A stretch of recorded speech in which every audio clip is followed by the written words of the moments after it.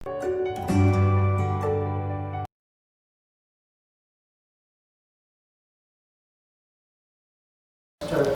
Morning student.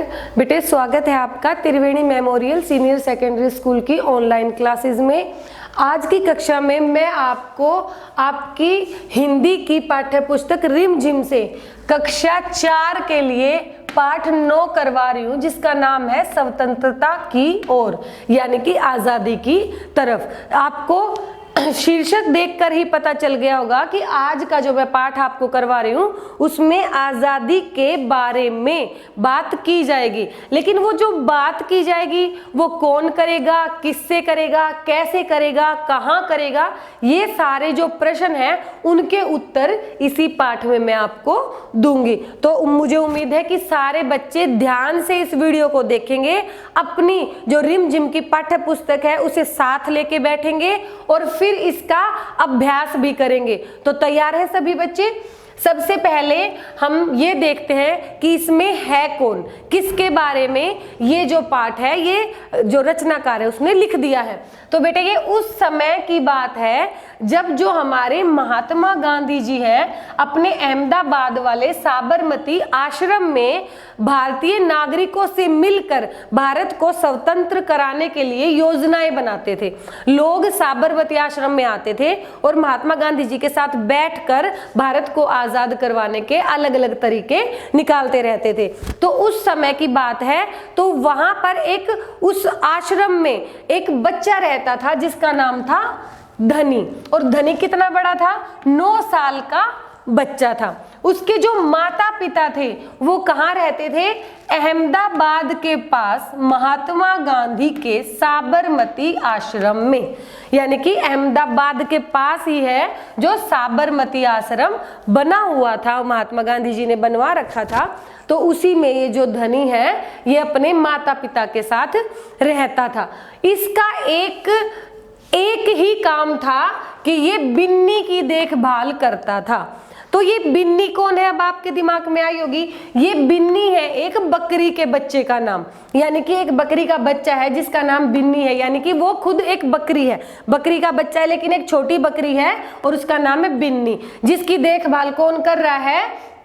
धनी कर रहा है। बस उसका एक ही काम था आश्रम में। वैसे आश्रम में तो आपको पता है सब अपने बर्तन धोना, कपड़े धोना, सफाइयां करना, खाना बनाना, ये सारे काम आश्रम में ये नियम होता है कि सब अपना काम स्वयं करेंगे। घर में तो हम जैसे मम्मी से करा लेते हैं, पापा से करा लेते हैं, बहन भाई से करा लेते हैं, लेकिन आश्रम में अगर आप रहते हो तो आप कभी किसी धार्मिक आश्रम में अपने मम्मी पापा के साथ गए होंगे, आपने देखा होगा हर व्यक्ति वहां, बच्चा बूढ़ा सभी अपने काम स्वयं करते हैं। ठीक है, तो यानी कि सब अपना काम स्वयं करते थे। पर लेकिन धनी ज्यादा छोटा बच्चा था इसलिए वो सिर्फ बिन्नी की देखभाल करता था, बाकी कुछ नहीं करता था। तो उसके दिमाग में कई दिन से ये बातें दौड़ रही थी कि पता नहीं जो साबरमती आश्रम में है वो लोग क्या योजना बना रहे हैं। वो दिन रात इस चीज को देख रहा था कि जरूर आश्रम में कोई ना कोई योजना प्रतिदिन बनाई जा रही है। और जो योजना बनाई जा रही है वो योजना किसके साथ बनाई जा रही है?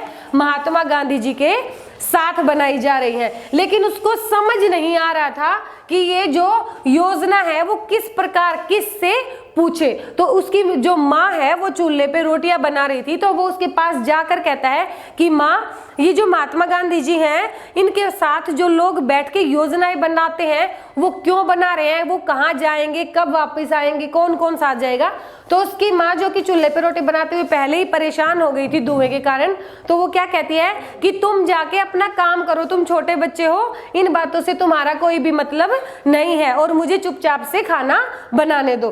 तो वो इस बात को सुन के माँ के पास से तो वापस चला गया। पर आपको पता है बच्चे तो बच्चे होते हैं, बच्चों के दिमाग में एक बार कोई बात घर कर जाए तो वो उसका उत्तर तो कहीं ना कहीं से जरूर प्राप्त करेंगे। आप भी ऐसे ही होते हो, है ना। तो यानी कि वो धीरे धीरे धीरे धीरे कहाँ जाता है? बूढ़ा बिंदा, यानी कि उस आश्रम में एक बुजुर्ग थे जो कि बूढ़े थे, उनका नाम था बिंदा और उनका काम क्या था? आश्रम में आलू खोदते थे वो। ठीक है, तो वो जैसे ही खेतों में आलू खोद रहे थे, आश्रम के जो खेत थे साइड में, तो वो बच्चा किसके पास जाता है? धनी बूढ़ा बिंदा जो था उनके पास जाता है और कहता है चाचा ये जो आश्रम में योजनाएं बन रही हैं आप इसके बारे में बताइए कि ये योजनाएं क्यों बन रही है, क्या योजना है, कौन कहाँ जा रहा है, कब वापस आएगा। तो बूढ़ा बिंदा कहता है कि बेटे तुम ये पूछ के क्या करोगे, तो वो फिर अपना प्रश्न पलट देता है और क्या कहता है कि आप भी उनके साथ जाओगे क्या, क्योंकि बच्चों के बात निकलवाने के तरीके अलग अलग होते हैं। तो वो सीधा प्रश्न बिंदा बाबा पे ही कर देता है कि आप भी जाओगे। तो बिंदा जो बुजुर्ग थे, बिंदा जी थे, वो क्या कहते हैं, नहीं बेटे अब मैं बूढ़ा हो गया हूँ, इतना चलना मेरे बस में नहीं है, इसलिए मैं नहीं जाऊंगा। आपके पिताजी जाएंगे, महात्मा गांधी जी जाएंगे और उनके जो प्रिय शिष्य हैं जो वहां रहते हैं जिनको गांधी जी लेके जाएंगे, सिर्फ वही जाएंगे। वो कहते हैं अच्छा योजना क्या है, कहां पर कौन जा रहा है और क्यों जा रहा है। तो बूढ़ा जो बिंदा है वो बताता है कि गुजरात से पैदल चलकर दांडी पहुंचेंगे और नमक बनाएंगे। तो बच्चा तो बड़ा हैरान होता है। बच्चा क्या कहता है कि नमक बनाने के लिए इतनी दूर पैदल जाने की क्या जरूरत है, वो तो हम दुकानों से एक पैकेट खरीद के भी यूज कर सकते हैं। लेकिन इस पर बूढ़ा बिंदा क्या कहता है कि नहीं बेटे, जो अंग्रेजी सरकार है उन्होंने क्या किया है कि हमारा जो नमक है जो कि भारत में ही बनता है उस पर भी कर लगा दिया है। कर होता है टैक्स। टैक्स के बारे में तो आजकल छोटे छोटे बच्चे भी समझ गए हैं। हम मोदी जी ने काफी कुछ टैक्स के बारे में आपको भी बताया है, टीवी में भी आप सुनते हो।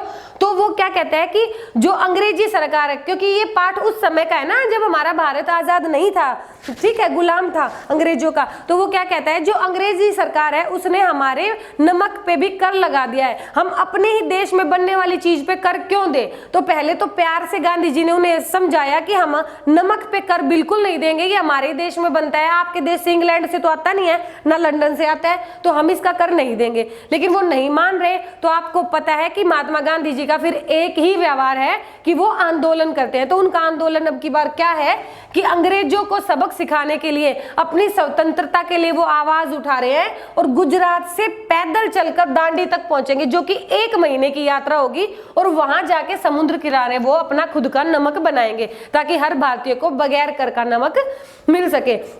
तो ये कहता है धनी कि ये तो बहुत अच्छी बात है, तो फिर तो इस स्वतंत्रता आंदोलन में मैं भी भाग लूंगा।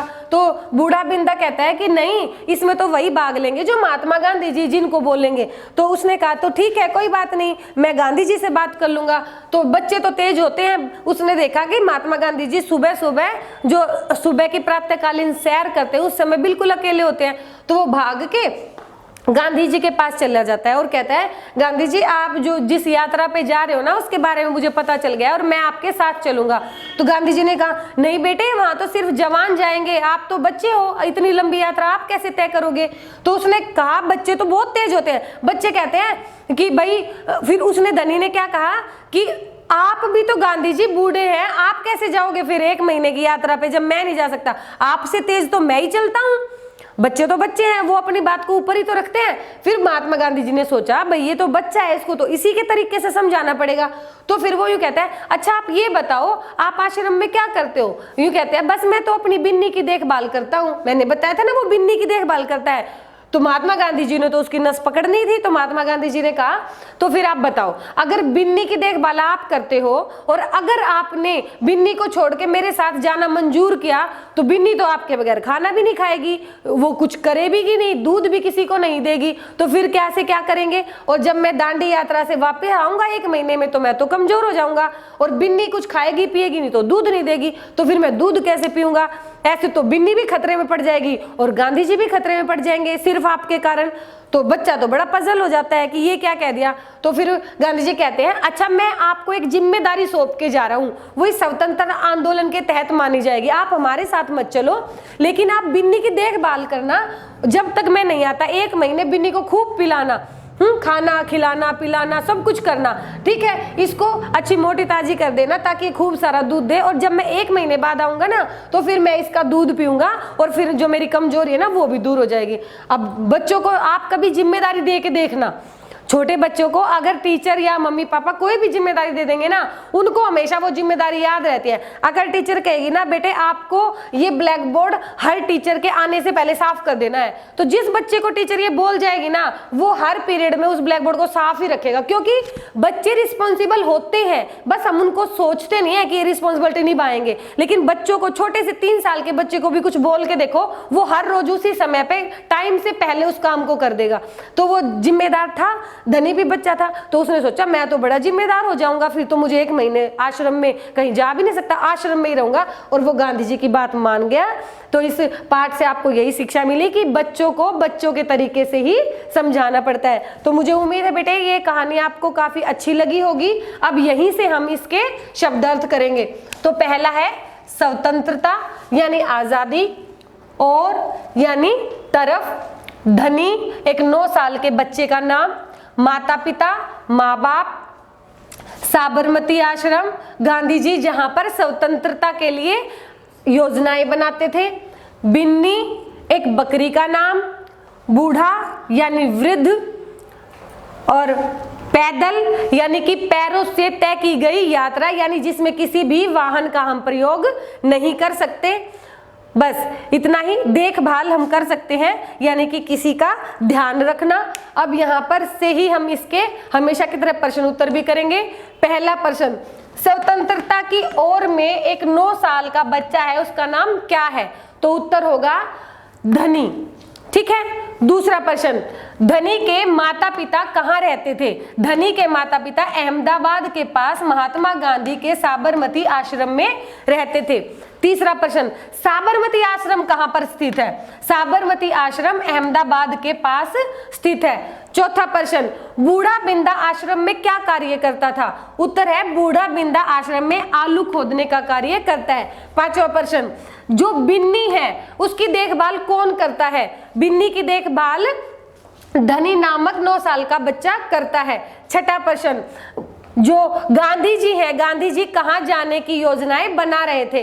गांधी जी गुजरात से पैदल चलकर दांडी पहुंचेंगे और नमक बनाएंगे। छठा प्रश्न, गांधी जी आश्रम में धनी को क्या जिम्मेदारी सौंप कर गए? तो गांधी जी आश्रम में धनी को बिन्नी की देखभाल करने की जिम्मेदारी सौंप कर गए। आठवां प्रश्न, इस पाठ से हमें क्या शिक्षा मिली? इस पाठ से हमें शिक्षा मिली कि बच्चों को बच्चों के तरीके से ही प्यार से समझाना चाहिए। तो बेटे आज की कक्षा में इतना ही। मुझे उम्मीद है कि आपको ये पाठ काफी अच्छे से समझ आ गया होगा। अब इसके साथ ही आप इसका लिखित अभ्यास करेंगे, और मुझे उम्मीद है कि सारा अभ्यास आप स्वयं ही कर लेंगे। हर वीडियो में मैं आपको बताती हूँ लिखित अभ्यास अनिवार्य है। ओके बेटा, थैंक यू।